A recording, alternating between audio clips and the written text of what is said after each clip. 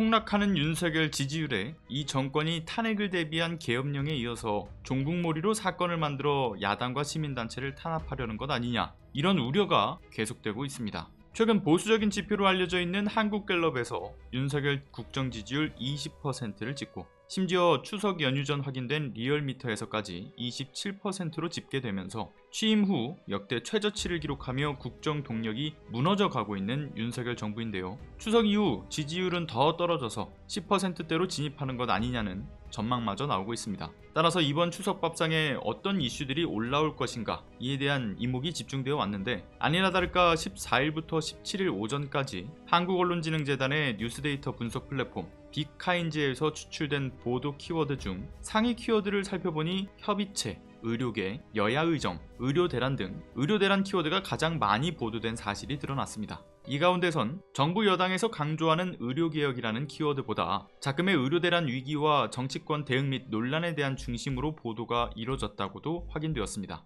그리고 그 다음 키워드로는 김건희, 특검법, 전주 등 김건희 관련 키워드가 그 다음으로 뒤를 이었는데요. 최근에 있었던 도이치모터스 주가 조작 사건 항소심에서 김건희와 같은 혐의로 기소되었던 전주 손모 씨가 유죄 선고를 받았던 점, 그리고 김건희가 추석 연휴를 앞두고 활동을 재개해 공개 행보를 늘린 데 이어서 의혹이 충분히 해소되지 않았음에도 불구하고 추석 인사 영상에도 고개를 내밀었던 것까지, 이를 바라보고 있는 국민의 분노 여론이 극에 달하면서 특검법의 필요성 여론이 점차 더 확산된 결과가 반영된 것으로 평가되고 있습니다. 그리고 이어 다음 키워드로는 더불어민주당이 공론화에 힘을 쓰고 있는 김건희 특검법, 금투세 등의 현안들이 상위권 연관어로 올랐습니다. 상황이 이러한 것을 예견했던 것인지 추석을 앞두고 국민의힘 내부에서는 슬슬 윤석열과 선을 긋고 하차배를 누리려는 움직임도 보이고 있는데요. 국힘 내부에서 김건희가 기소될 것이라는 전망이라는 목소리도 나오고,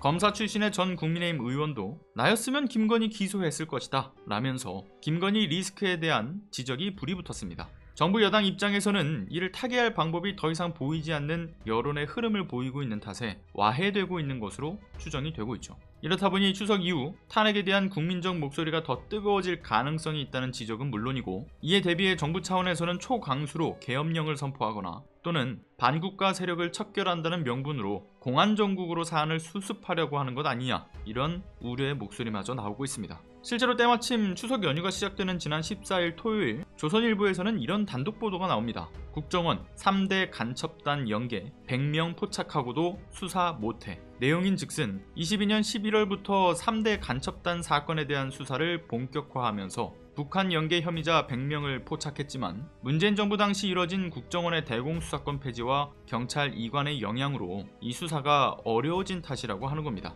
그런데 이런 국정원의 주장과는 달리 수상한 정황이 있습니다. 국정원이 간첩단 사건과 관련해서 내사 대상자로 분류된 이들의 명단을 경찰에 제공하지 않아 왔다라는 것인데요. 그 이유로는 경찰의 대공수사력만으로는 해당 수사를 감당하기 어렵고 무엇보다 보안 유지도 안 될 거라는 판단 때문으로 보인다라는 익명의 안보 전문가들의 주장을 거론했죠. 그러나 작금의 윤석열 정권 하에서 정부 여당에 반대되는 목소리들에 대해 반국가 세력, 자유민주주의를 위협하는 이들로 철진한 이념 공세를 띄워 민주진영 세력에 대한 공격용 소재로 활용해왔다라는 점에서 국정원이 내사를 통해 특정한 100여 명 가운데 정치적 목적으로 민노총 등 특정 집단에 대한 탄압, 위축의 목적을 둔 무리한 수사였기 때문에 관련 자료가 경찰로 넘어갈 경우 국정원이 없는 사건을 만들어 무고한 시민들을 잡아넣을 계획이 탄로날 것을 우려했던 것은 아닌가, 이런 의혹이 커질 수밖에 없어 보입니다. 무엇보다 이관된 대공수사권에 따라 이를 판단할 권한이 더 이상 국정원에 남아있지 않음에도 불구하고 국정원이 자체적인 판단으로 경찰의 사건을 이관할지 말지 이를 결정짓는 것 자체가 불법인 일이죠. 여기에 대해 정부 여당은 끊임없이 국정원 대공수사권 폐지가 잘못되었다는 주장으로 다시금 부활시키려는 움직임을 보이고 있어서 안보 불안을 통한 공황정국을 조성해서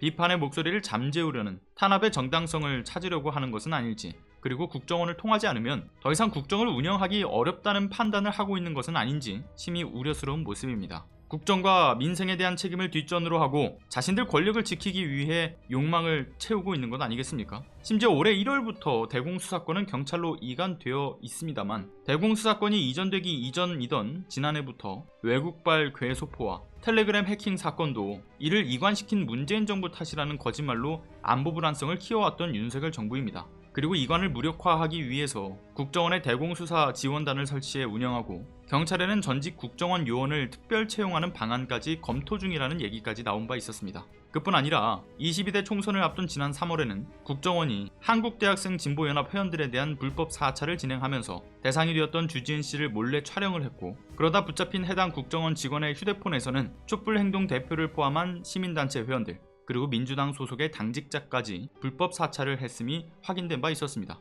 해당 불법 사찰 프로젝트의 날짜는 4월 22일까지로 특정을 하면서 총선 전후로 하여 야당과 연결되어 있다는 식으로 여론몰이를 하려 했던 정황으로도 보여지죠. 심지어 이는 대공수사권이 국정원에 더 이상 없는 시기에 버젓이 일어난 일이었습니다. 이런 와중에 국정원 대공수사권 이관에 대해 문제를 삼아 부활시킨다라는 것은 납득하기 어려운 문제지 않겠습니까? 정치 권력의 도구로 국정원을 활용해 인권 침해에 적극 악용되어 왔던 역사가 있고 현재도 이런 식의 사건 만들기가 물밑에서 계속되고 있는데 그 법적 장치마저 풀어헤쳐 종북몰이로 이 전국을 타개하겠다는 것은 아닌가? 이 비상식의 정권에서는 무엇이든 가능하다는 점을 고려했을 때 그들의 움직임은 매우 우려스럽습니다. 국민의 기본권과 자유를 억압하고 정치적 반대 세력을 탄압하려는 모습, 과거 독재 정권의 그림자를 떠올리게 하지 않습니까? 윤석열 정부가 민주주의 근간을 흔드는 위험한 움직임을 보이는 데 있어 우리는 계속해 예의주시하고 부당한 권력 남용에 대해 단호히 대응해야 할 때라는 점을 말씀드리면서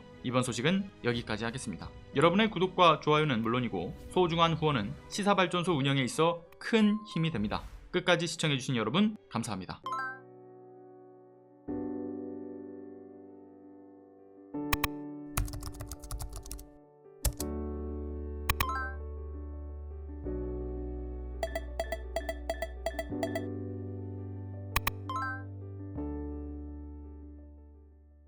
안녕하세요.